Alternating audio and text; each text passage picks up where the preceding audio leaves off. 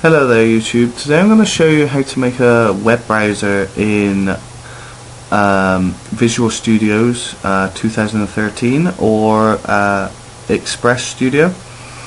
Now, as you can see, I've already done the layout. All you need is 4 buttons minimum, your text box and the web browser,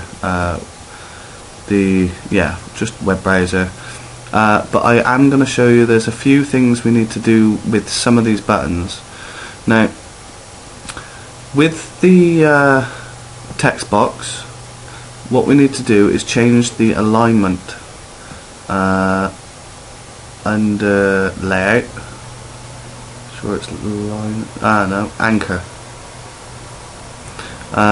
What we need to do is we need to line that out so that it goes from. It remembers its position in the top left and the top right. Obviously the top, that means there, so it's top left and right. We also need to change these buttons here, so instead of anchoring to the left they will anchor to the right, so you untick the left one, and so on with settings. Do exactly the same, untick the left one and keep the other two the same, because notice its default value is top left. Now the web browser, because we want to fill the entire bottom half, obviously you could swap it round if you wanted so it was the other way round, but this is the normal way of having a web browser. So what you do is you untick, no you don't, I think you keep the top, you keep the bottom, you keep the left and the right. So basically it will stick to every side of where its location is. So for instance, if I show you without the right on, I'll give you a little demonstration of what would happen. As you can see, it's stuck in all directions, and then when we press big, I don't know if you can see it very well, but there's a line going all the way down here where the web browser hasn't gone all the way across. It's just remembered that it's got to go to the bottom and to the left. So the reason why I've done this is so that if I add, we want to go to the right as well and then start it, when I make it big it covers the entire bottom half. So that's the main thing. The next thing, obviously we need to give it a title, and I've actually forgot that. We're going to call it Vizzy's Browser. Now, what we need to do, a browser is nothing unless you can browse the internet. So what we're going to do is we're going to start off with getting our text box browser ready. So first of all we need to double click our text box.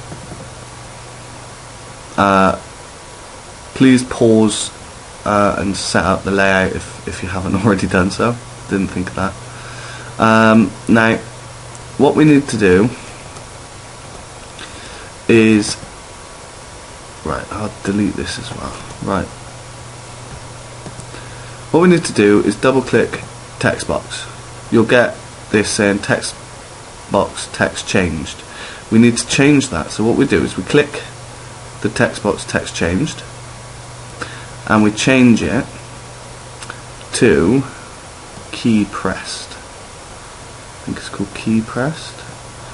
Yeah, key press. So now we've got key press. We can delete text change because we don't actually need that. Now what we're trying to do here is that every time we press the enter key, we want the website to actually, the browser to go wherever we type. So what we first need to do is add this line here. I've already done it because I had to look into it because I forgot how to do it, which is private declare function and then get async key state. Now the G and the A and the K and the S have to be capital letters. Then the lib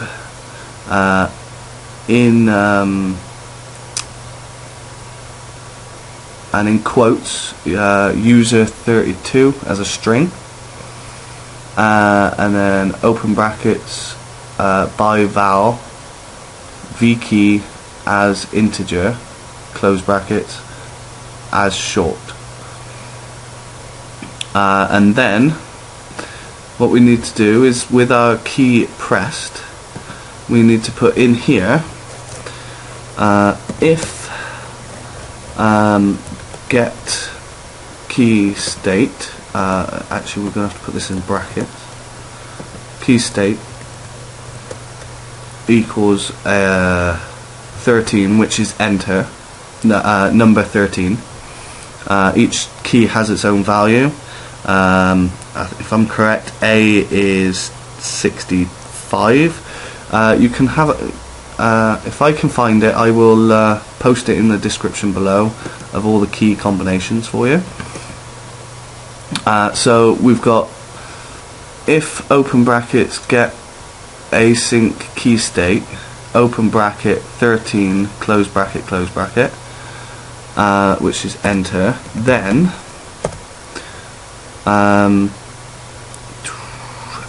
we're going to go web browser 1 dot navigate, and then we're going to open brackets and as a string. No, we're not going to put it as a string because we want to use the text box.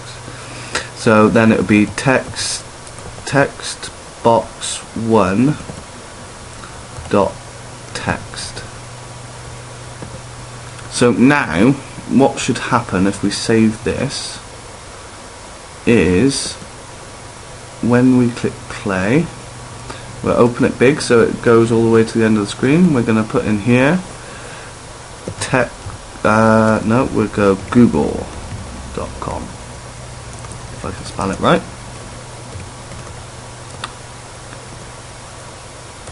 Oh dear, I think I need to go to bed. Google.com. Press enter, we go to Google. Now obviously we could also make it so that we can set a home page, because obviously home page don't work. So what we need to do is go back to form load and double click the form so we get form load, and we'll put web browser dot navigate, and we'll tell it to go to google.com, and then we'll go back to our form and open, double click the home button, and we call that google.com. No, we're not. Web browser 1 dot navigate google.com, in quotes as it's a string, and save. So now when it loads up it should go straight to Google, and then if I said youtube.com and then click home, it should go to google.com. Now obviously that's just your basic browser. We've got settings and back and forward to do, but what we need to do is, before we do that, I'm going to wrap this video up and continue finishing this off next time.